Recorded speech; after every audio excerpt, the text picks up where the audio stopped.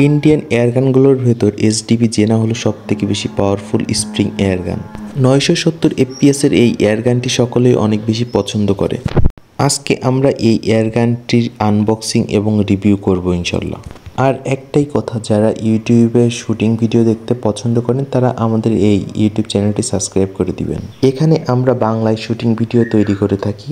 আর যারা এয়ারগান পছন্দ করেন অথবা সংগ্রহ করে রাখতে চান তারা আমাদের স্ক্রিনে দেওয়া হোয়াটসঅ্যাপ নাম্বার আছে, এখানে যোগাযোগ করতে পারেন। যে কোনো প্রয়োজন অথবা পরামর্শের জন্য আমরা আপনাদেরকে সাহায্য করতে পারবো। শুধু এয়ারগান ছাড়াও অন্যান্য অ্যাক্সেসরি যেমন স্কোপ, স্প্রিং, বিভিন্ন ধরনের নাট, ওয়াশার এগুলো আমাদের কাছে পেয়ে যাবেন সুলভ মূল্যে।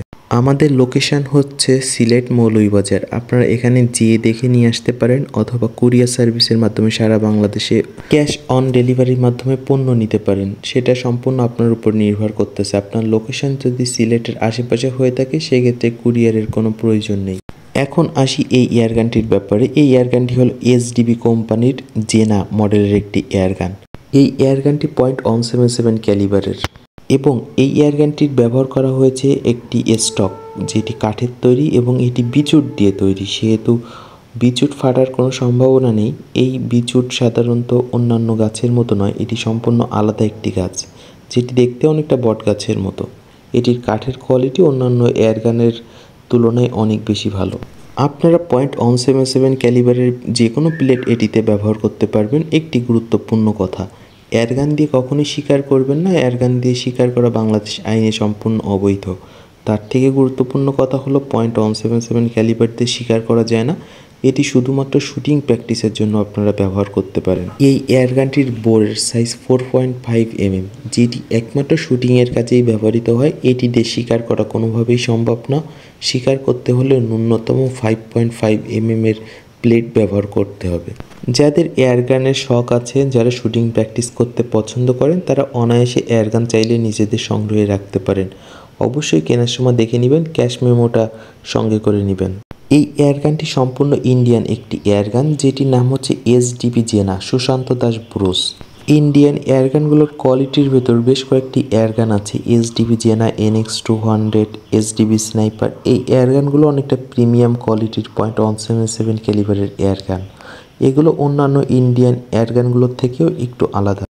এই এয়ারগানগুলোর কোয়ালিটি সাধারণত এক্সপোর্ট কোয়ালিটির হয়ে থাকে। এগুলো বাইরের দেশগুলোতেও ইম্পোর্ট এক্সপোর্ট করে থাকে এরা। আপনারা চাইলে এই এয়ারগানটিতে স্কোপ ব্যবহার করতে পারবেন। এটিতে 11 mm এর একটি রেল ব্যবহার করা হয়েছে। 11 mm এর মাউন্ট সহকারে যে কোনো স্কোপ এটিতে আপনারা চাইলে ব্যবহার করতে পারবেন।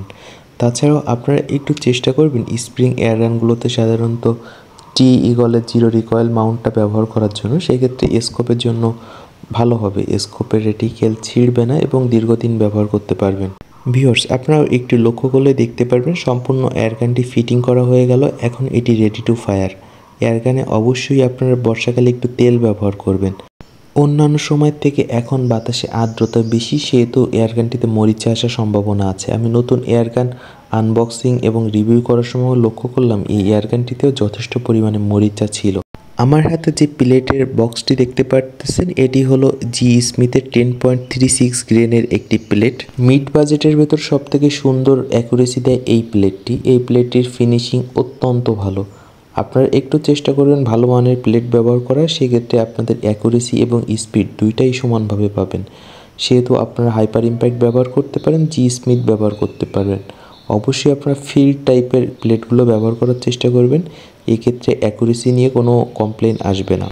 বাংলা প্লেট ব্যবহার থেকে বিরত থাকবেন। এমন না যে বাংলা প্লেট ব্যবহার করলে ব্যারেলের ক্ষতি হবে বা অন্য কোনো সমস্যা। বাংলা প্লেট ব্যবহার করলে ব্যারেলের কোনো ক্ষতি হবে না, কিন্তু সমস্যা যেটা হবে সেটা হলো যে আপনার এই প্লেটগুলো ব্যারেলের ভেতরে লিক হয়ে যায়, অ্যাকুরেসি কম দেয়। ভিউয়ার্স দেখুন, এয়ারগানটি সম্পূর্ণ প্রস্তুত হয়ে গেছে এখন ফায়ারের জন্য।